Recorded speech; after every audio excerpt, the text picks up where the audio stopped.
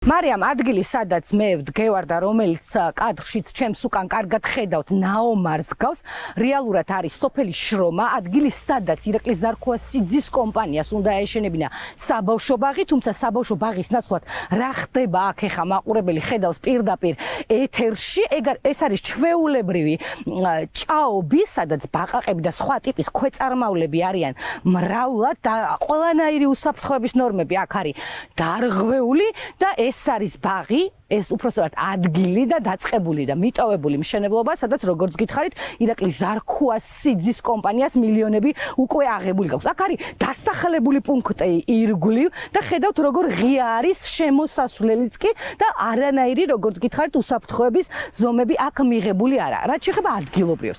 პირად საუბრებში ადგილობრივები გვეუბნებიან, რომ ეს არის აუცილებლად გასაკეთებელი, რომ მათ ძალიან ბევრი პრობლემა აქვთ და რომ ამ არაერთხელ მიმართეს ადგილობრივ ხელისუფლებას, თუმცა კამერის წინ, როგორც გვეუბნებიან, იქიდან გამომდინარე, რომ არ დაკარგონ სამსახურები, არ შეექმნათ პრობლემები, რადგან როგორც პირად საუბრებში გვეუბნებიან, ისინი ამაზე კატეგორიულად არიან გაფრთხილებული, ამბობენ, რომ ეს არ არის მათი საქმე, არ იციან არაფერი და რეალობა არის მხოლოდ ის, რასაც ეხლა თქვენ კადრში ხედავთ.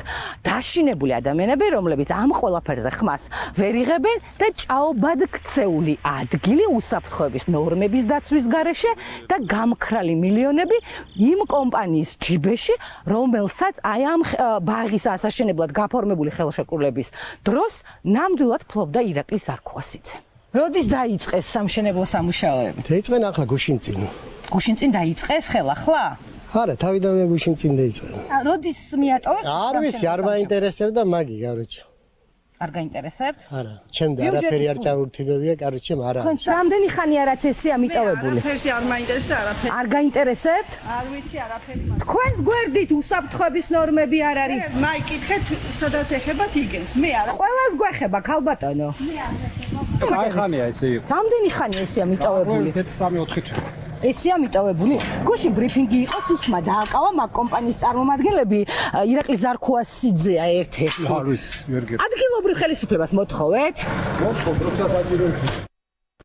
ზარქოასიძის კომპანიის მშენებლობის ჩარიცხული ფულის და მიტოვების, სამუშაოების მიტოვების შესახებ ჩვენ არაერთი სიუჟეტი მოგიმზადებია, ამაზე ბუნებრივია კომენტარები არაერთხელ გაუკეთებია ოპოზიციასაც, მათ შორის ოზურგეთის საკრებულოში, სადაც ამბობდნენ, რომ მათ არ უყვართ ოზურგეთი და რომ ისინი ამუქებდნენ ამ ყველაფერს, თუმცა გამუქებულ რეალობას ხედავთ, ოპოზიცია კი კიდევ ერთხელ აქცენტს აკეთებს იმაზე, რომ ეს არის მასშტაბური კორუფცია და უბრალოდ ეხლა ქართულ ოცნებას საჩვენებლად სჭირდება ვიღაცების დაჭერები, წინააღმდეგ შემთხვევაში გაცილებით დიდია კორუფციის მასშტაბი, რომელსაც ბაღების და სკოლების მიტოვებული მშენებლობების გამო კომპანიები ჩადიან.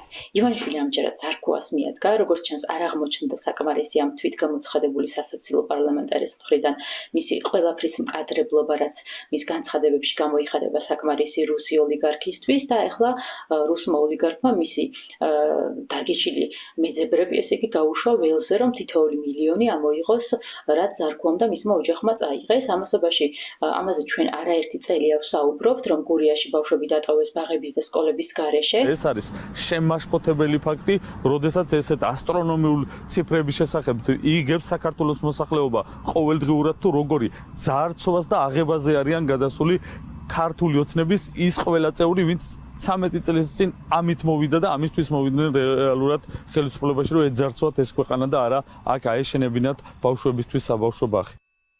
აი ეს არის ვითარება, რომელიც ამ ეტაპზე არის ოზურგეთის მუნიციპალიტეტში.